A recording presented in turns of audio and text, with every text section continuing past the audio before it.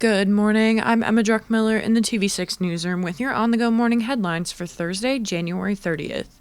Breaking news from overnight, no one is injured this morning after a fire broke out just after 3 a.m. It happened in the 5000 block of Harrison Street. KWQC was on the scene and spoke with the district fire chief, who says they had no issue putting the fire out and everyone was out of the house by the time they arrived. The cause of the fire is unknown, but officials say it started in the kitchen. And turning to a national story from overnight, officials are saying no survivors are expected after a passenger flight collided with an Army helicopter last night in Washington, D.C. Officials say an aircraft carrying 64 people collided with a helicopter in midair, and a search began in the frigid Potomac River near Reagan National Airport.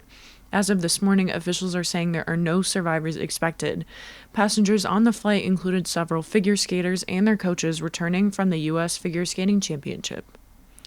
And finally, Rock Island Police Chief Tim McLeod will hold a news conference Thursday morning regarding the missing abduction case of a 4-year-old girl from Rock Island. The girl, Blessing Aochi, has since been reunited with her family. The news conference will begin at 9 a.m., and KWQC will be there providing live coverage on air and online and on our KWQC TV6 news app and website.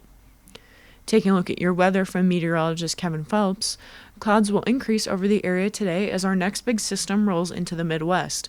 At this time, it appears it will be mainly a rain event for the QCA, starting this afternoon and ending around midday Friday. Rainfall amounts will range from 1/4 to 3/4 of an inch.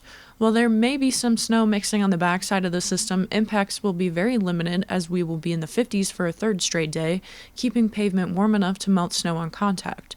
The weekend will be dry with 40s on Saturday and 50s on Sunday before cooler air arrives next week. That wraps up your on-the-go morning headlines for Thursday, January 30th. In the TV6 newsroom, I'm Emma Druckmiller.